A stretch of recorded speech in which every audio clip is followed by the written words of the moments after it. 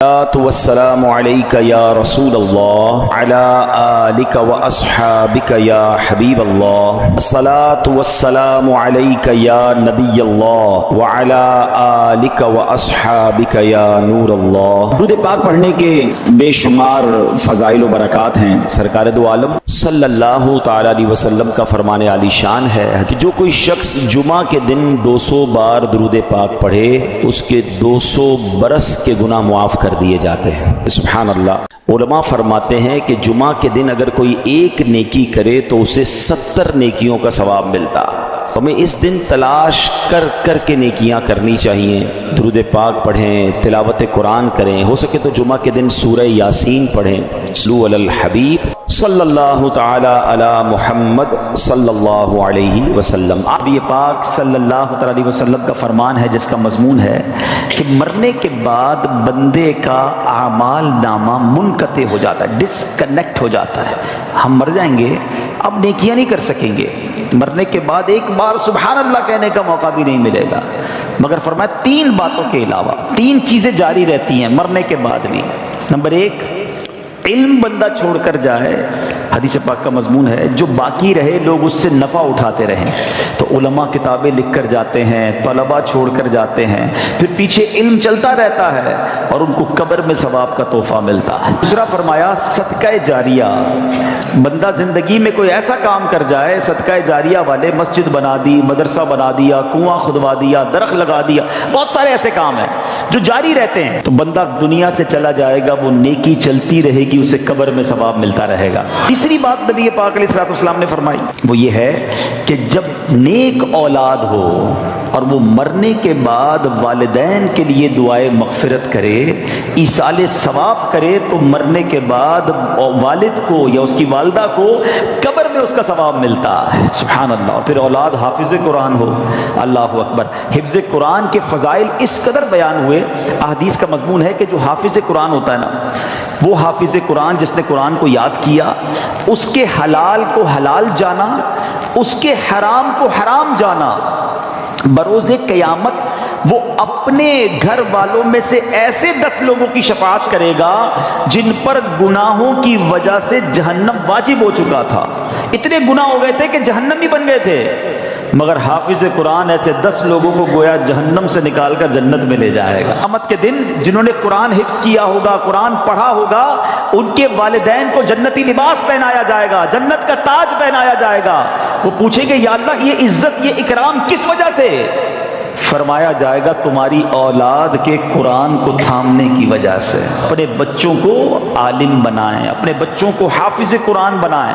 نبی پاک علیہ السلام کا فرمان عالی شان ہے جو شخص اپنے بیٹے کو ناظرہ قرآن کریم سکھائے اس کے سب اگلے پچھلے گناہ بخش دیے جاتے ہیں، اور جس نے اپنے بچے کو بغیر دیکھے پڑھنا سکھایا تو اللہ تعالیٰ اس باپ کو 14ویں رات کے چاند کی مانند اٹھائے گا اور اس کے بیٹے سے کہا جائے گا پڑھ، جب بھی وہ ایک آیت پڑھے گا اللہ تعالیٰ اس کے باپ کا ایک درجہ بلند فرما دے گا، یہاں تک کہ وہ پورا قرآن پاک ختم کر لے۔ سبحان اللہ۔ بچے کو قرآن سکھانا کس قدر فضیلت کا باعث ہے۔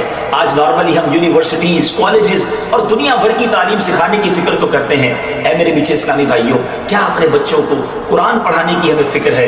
دنیا بھر میں جہاں کہیں ہیں دعوت اسلامی کے مدنی ماحول میں قرآن پاک سیکھنے سکھانے کا بڑا زبردست طریقہ موجود ہے، سسٹم موجود ہے۔ خود بھی قرآن پڑھیے اور اپنے بچوں کو بھی قرآن پاک کی تعلیم دیجیے۔ اللہ تعالی ہم سب کے دلوں کو نور قرآن سے منور فرمائے۔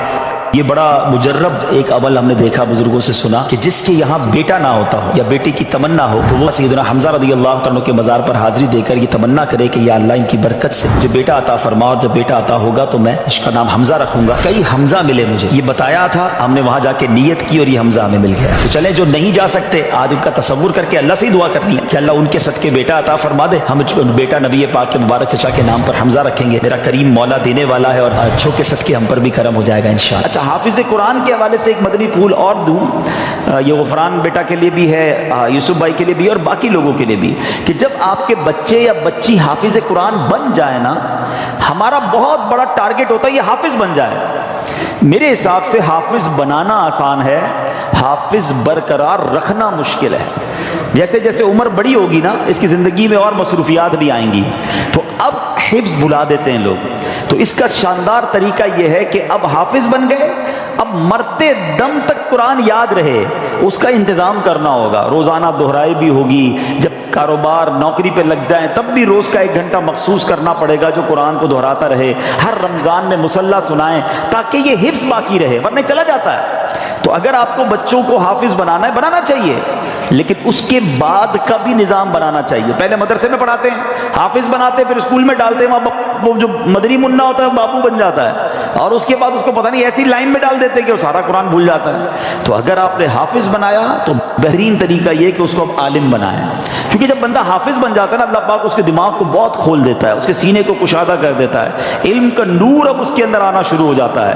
تو جب وہ عالم بنتا ہے تو کہتے ہیں نا سونے پہ سہاگا، نور علی نور ہو جاتا ہے۔ تو اپنے بچوں کو حافظ بنائیں اور پھر عالم بنائیں۔ لوگ بڑے فخر سے کہتے ہیں میرا بیٹا P H D, doctor, engineer, ایک حدیث نہیں سنا سکتے کسی انجینئر کی فضیلت کی، کسی ڈاکٹر کی فضیلت کی۔ علماء کی فضیلتوں کے باپ بھرے ہیں۔ نبی پاک علیہ الصلوۃ والسلام فرماتے جس کا مضمون ہے جب اور لوگ قیامت کے دن جنت میں جائیں گے نا تو علماء کو روک لیا جائے گا کہ رکو، باقی لوگوں کی شفاعت کر کے انہیں بھی جنت میں ساتھ لے جاؤ۔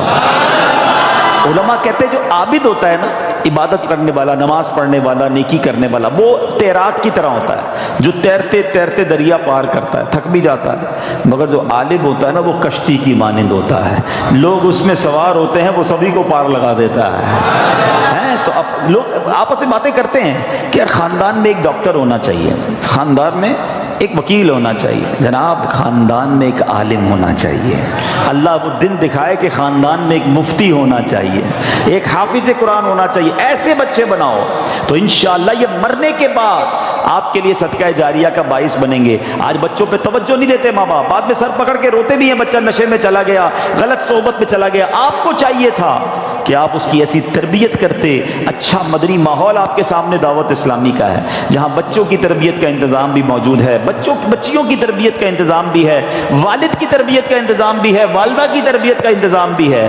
ہر طرف دعوت اسلامی نے مدرسے، جامعات، پھر ماشاءاللہ گھر بیٹھ کر مدنی چینل دیکھیں تو سب کی تربیت ہونا شروع ہو جاتی ہے۔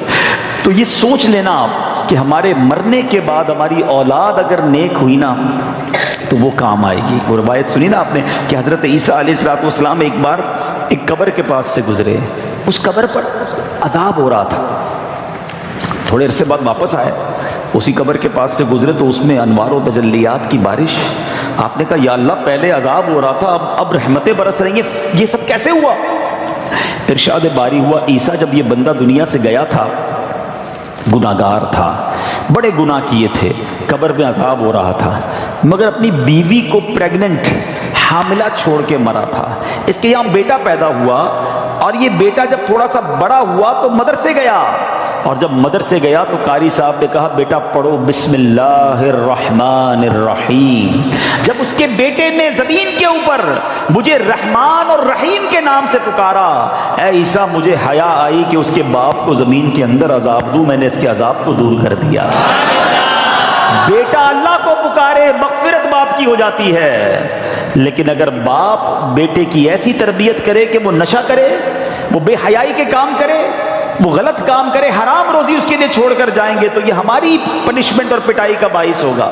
اللہ کرے کہ ہماری اولاد نیک بنے۔ اور یہاں اب میں بچوں سے بھی بات کر لوں کہ جن کے ماں باپ چلے گئے یا ماں باپ بوڑھے ہیں، ایسے کام نہ کرنا جس سے ماں باپ کو قبر میں تکلیف ہو۔ اگر وہ چلے گئے نا تو ان کے لیے خوب ایصال ثواب کرو، صدقہ خیرات کرو، نمازیں پڑھو، دعائیں کرو کہ اللہ ہمارے ماں باپ کی مغفرت کر دے، ان کی قبروں کو جنت کا باغ بنا دے۔ قرآن کہتا ہے کیسے دعا کرنی ہے؟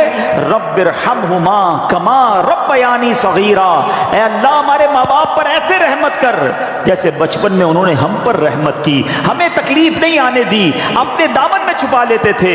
اے اللہ اب قبر میں ہمارے ماں باپ تیری رحمت کے حوالے ہیں، اب تو اپنی رحمت کی چادر میں چھپا لے، میرے مولا ان کے گناہ معاف فرما اور ان کی قبروں کو جنت کا باغ بنا دے۔ تو بہرحال میں ایک بار پھر مبارکباد پیش کرتا ہوں اور باقی لوگوں کو بھی یہ درس دوں گا کہ اپنے بچوں کو دعوت اسلامی کے مدرسوں میں بھیجیں، جامعات میں بھیجیں، بچے عالم بن گئے، حافظ بن گئے، قرآن پڑھنے والے بن گئے۔ یاد رکھنا میرے آپ کے مرنے کے بعد